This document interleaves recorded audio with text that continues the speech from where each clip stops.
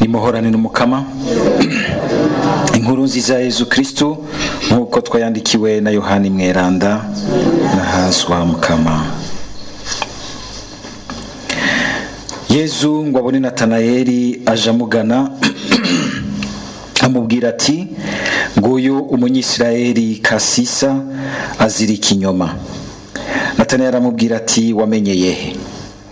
Yesu aramwishura ati, hamwe Filipo atari bwaguhamagare, aho wari munsi y'ifigiye nakubona. Natanayeli aramwishura ati, Rabi, uri umwana w'Imana, uri umwami w'Isirayeli.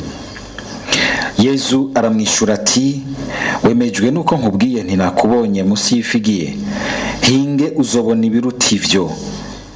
Arongera amubwira ati, nukuri ndabibabwiye, muzobona ijuru ryuguruye n'abamarayika b'Imana burira bongera bamanuka aho umwana w'umuntu ari. Dushimagize iyi nkuru nziza ya Kristo.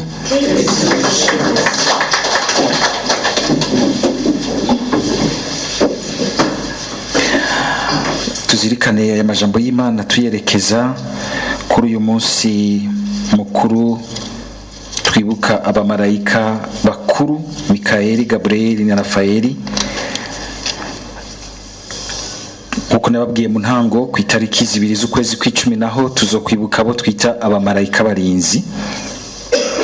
Abamarayika rero nkuko ijambo ry'Imana ribitwereka ni benshi, bakaba mu mice abagerageje kuvyinjiramwo gose batumyesha yuko bari mu mici 9. Hariho abo twita abamarayika muri rusangi, hariho abandi ngira ngo harimwo n'abamarayika barinzi, hamwe twita abamarayika bakuru areba batatu, Mikayeli, Gabriel na Rafaeli, les archanges. Hari abo bita, sinzi ko no bita mico myiza canke migenzo myiza, abo bita les vertus. Hari abamarayika nabo bita intebe z'ubwami, les trônes. Hari abo bita ubutegetsi, les dominations. Hari abo bita ubukuru, les principautés. Hari n'abandi bita ububasha, les puissances. Hari abo twita abakerubini, les chérubins. Hariho rero n'abaserafini, les séraphins. Iyo mici 9 ikaba irimwo abamarayika, mugabo bose igikorwa gikomeye tubona bamamwo kandi kibatumye babako k'abamarayika buzuye ubwiza bw'Imana, nuko ari abantu bahagijwe buzuye no kwama bagamburukira Imana, bakayisenga, bakayininahaza, bakayigamburukira muri vyose. Abamarayika nibiremwa bidafise umubiri nkuko kwiwacu, niho batandukaniye n'abantu ngo ni imitima. Ariko hari gihe bambara umubiri w'umuntu bakaza hafi y'abantu baje kurangura igikorwa Imana yabatumye. Mu marayika mu bisanzwe uravye izina aho rizana mu Kigereki bivuga intumwa y'Imana, le messager. Aba rero turiko turahimbaza nabo muri uyo muce twita abamarayika bakuru. Ijambo ry'Imana rikunze kugaruka ko nka Mikayeli niwe bavuga ko agaruka cyane mu bwuzure bwa kera, hamwe yaherekeza igihugu c'Imana akagifasha kujabuka mu bugaragwa gihagarariye. Baravuga yuko kandi ari nawe burya Musa yabona, nubwo Musa umenga yaga n'Imana, Musa ntiyashobora kubona Imana kuko n'Imana iravuga iti ntawe ushobora kumbona ngo aguma aragamye nk'umuntu. Bakavuga yuko ari we yaherekeje ba Yozuwe igihe bagwana urugamba rwa nyuma rwo gusenyura vya bihome vyo muri Yeriko bakinjira mu gihugu c'isezerano, ko ari we aguma agaruka kenshi. Mu marayika nawe Gabriel turamubona ko aza mu butumwa budasanzwe bwo kutuzanira inkuru nziza yuko Imana ije iwacu, ukwigira umuntu kwa jambo w'Imana, bukaba ubutumwa budasanzwe bwahawe uyu mumarayika Gabriel. Rafaeli turamuzi na cyane ngene yaherekeje Tobito, umuhungu wa Tobi, mu rugendo rwahavuye rumushikana mu kwinjira umugambi w'Imana urwo rugendo ruherekeje n'umumarayika akarurangiza neza, agashinga ugwiwe hamwe na Sara, akabohora Sara ca gishetani cari kiboshe mugira nti ukubaka kwiwe, akakimubohora akakibakiza. Abo bariho batatu nibo turiko turibuka ku buryo budasanzwe uyu munsi. Nkore nabivuze mugabo bose ikibaranga nuko kugamburukira umukama, bakamuninahaza, bakama barangura ubutumwa bwose abarungitsemo, kandi bakabikora nk'ibibavamwo, nk'ibibagize. Kimwe twebwe umukama yagusavye ikintu canke uwugukurira gusavye ikintu ciza, ubanza kugiharira muri wewe, ndagikore ndakireke, haratumakiza basanga umenga uragonanwa. Bobo buzuye ubwiza bwo kumva yuko ikintu cyose kivuye mu kanwa k'Imana bakirangura, kandi aho niho ubwa mbere hahagaze, kuko nico kigwa kindi dukuramwo ubugamburutsi bwabo, bukatwereka yuko nabo nyene bageragejwe. Hajya ngo abamarayika iyo batwihweje ngo baratangara ingene dufite inata gose, ngo twebwe Imana yaradupendereye, yaradukunze gose ku buryo iduha igihe kirekire cyo guhitamwo kuba mu rukundo rwayo, ikaduha akaryo kenshi. Mugabo bobo baronsa akaryo kamwe gusa, kamwe. Wowe ubuzima bwawe na karyo karekare Imana ibiguhaye kugira ngo ugume uhitamwo ubuzima budahera cyangwa uhitemwo ibindi. Baronse kamwe gusa, bageragejwe rimwe. Imana yagira iti awuhushije karakubana, niwagwa ko aho Imana ibereka ikabereka umugambi wayo, bamwe rero bakagira bati turawugamburutse, baserukiwe n'uyu Mikayeli, bakaguma buzuye n'Imana. Abandi baranka kugamburuka umugambi w'Imana uko Imana yawuberetse izowurangura, baca bacika amashetani. Iyi ntambara twumvise rero ko baratubwira mu gisomwa ca mbere, bivuga yuko na twebwe ukugamburukira umukama ukamenga bica mu ntambara. Hamwe ukumva umenga birakubangukira, ahandi ukumva umenga urafashwe n'akantu k'ubugumutsi bw'umuntu, ukabona hari igihe bishika tukagumukana Imana, ariko Imana ikatwihanganira ikiyumanganya, kuko irazi yuko ubwo bugumutsi buvuye ku ntege nke. Benshi bakibaza yuko umenga kugumukana Imana cyangwa kugumukana ugukurira igihe agusavye ikintu ciza, ni wewe uba uri kurisubiza hasi. Wewe ko uri kuvuga yuko utaberanye n'Imana, utaberanye n'ivyiza bivuye ku Mana. Imana iratubona ikagira imbabazi, ikagira ikigongwe, kubera harimo rimwe ukutamenya, ariko kandi harimo nakosho ka shetani yamigomba yuko natwe dutakaza ubwiza bw'Imana mu kudushiramwo ukugambararira Imana, kugambararira Imana. Kuko nico gituma shetani yama yisuka ku muntu, kuko imubonamwo iyo shusho y'Imana, ikagira iti nawe napfata karamere nkatwe. Je nibuka turi abanyeshure, hari igihe wasanga baronse nk'amanota mabi, baca bumva umenga bose buronka amanota mabi, mwese mukaronka mabi, mwese mukagwa hariya. Haba harimwo agashitani, kabona umenga nturyohewe n'ukundi, ahubwo yabimenye, iyo uzoshobora no kumwegera akagusigura nawe ukabimenya.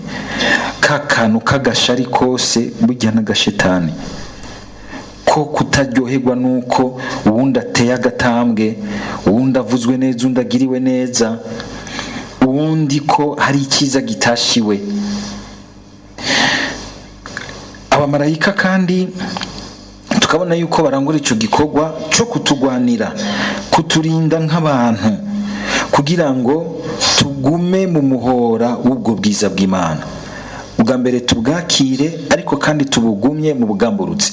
Ntidushobora kugumya ubwiza bw'Imana tutagumye mu bugamburutsi, mu kugamburukira Imana. nico kibaranga nk'abantu buzuye ubwiza bw'Imana. Ngo baratugwanira kugira ngo mu ntambara zo gukoresha umwidegembyo wacu, ku mwidegembyo wacu hari igihe tuwukoresha tukagamburukira Imana, tugasa n'abamarayika, kandi no mu mvugo isanzwe turabikoresha ngo yo ngo ujya muntu ngo yambereye mu marayika, canke tukagambarayira Imana, naho nyine ukabona umuntu yuzuye nk'ububisha ukavuga uti ujya muntu ari mw'ishetani.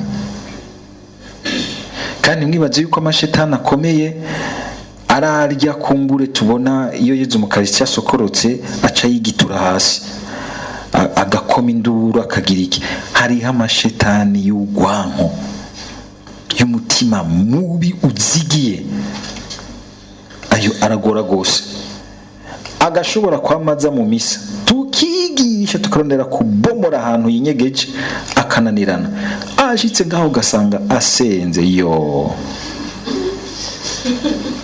cyangwa ateye nk'igisabisho ukumva kuduganya nko mu ijuru rya kane, ubwo abageze ngaho ugasanga n'umuntu yazigiye n'inzigo y'amacakubiri bikanka, kandi ayakagora kwirukana.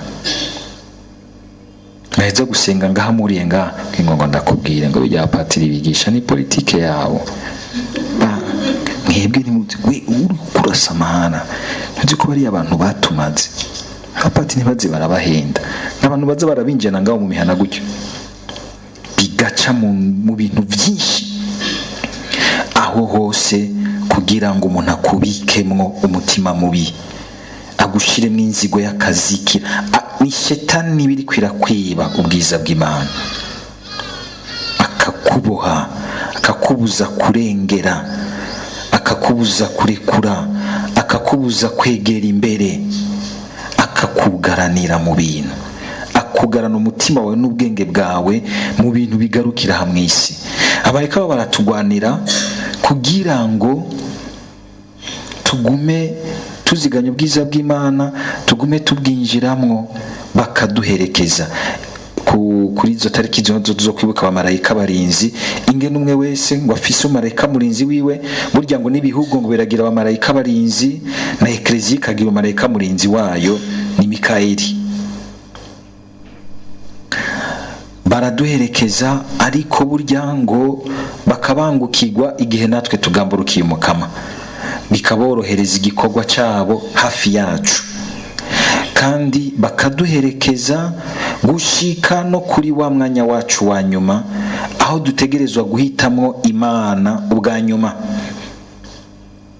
le dernier choix, le choix définitif, imiki guserukana imbere y'Imana. Nta bandi bashobora guherekeza, kuko twumvise muri iki gisomwa muri no nkuru nziza yeza abwira Natanayeli ati ngo muzobona ngo ijuru ryuguruye, ngo amarayika baduga bongera bamanuka, kuvuga baza ku isi bongera basubira mu ijuru. Nibo bantu basa bashobora kugira nti ayo mahigwe yuko baza mu isi bagashika no mu ijuru, nibo bashobora kudufasha. Twebwe ntibikunda ko dushobora kwishikanayo, nibo baza kudufasha mu gihe natwe tugeze kujabuka tujya mu ijuru, bakaza bakaduhagarikira kugira ngo urugamba rwa nyuma turutsinde.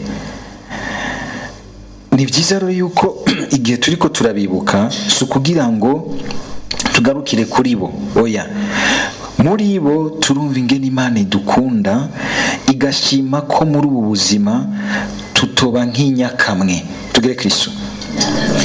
Yashobora gushuka ugasanga umuntu ari mu bandi mugabo n'inyakamwe, abandi bakamwanka, bakamuhanahana nabi, ntibamuhe n'igwere, kuko umuntu yaremewe gukundwa no gukunda. Imana irashobora kumuhoza mbere ikanamutera iteka, akumva akanabona umumarayika murinzi wiwe hafi yiwe, akamumara icyo bita l'angoisse existentielle. Icyo gituma mushaka kumva nk'umwanditsi w'Izaburi agira ati ngo naho n'abavyeyi bonya wewe ndazi kutamvira, kuko mu marayika murinzi wawe uraza ukamara intuntu n'amaganya by'ubuzima. Bana yuko na Yezu ngo ariko agwana intambara ya nyuma, ngo imihakwa no kumutsinda nk'umuntu, ngo se ngo akamurungikira nde umumarayika. Icyo gisoma murakibona, dusaba rero Mukama kugira ngo mu ntambara tugwana amarayika baze baratwumvisha yuko tutari twenyene, cyane cyane yari intambara zo kurondera ininahazwa ry'Imana, ineza y'Imana, ubukiro bw'Imana iwacu. Tukimenyereza kurondera kubumva, hakuguma twumva ubukazi bw'ibiriko biratugwanya. Umuntu aradutse, arakwadutse n'amajambo mabi, aragutukaguye, aragiziki, gasanga wafashwe muri ayo majambo. Ugurura ibukuti, hariho umumarayika w'Umukama ari hafi yanje kugira ngo afashe ibintu ndabirengere. Hita sumurenga.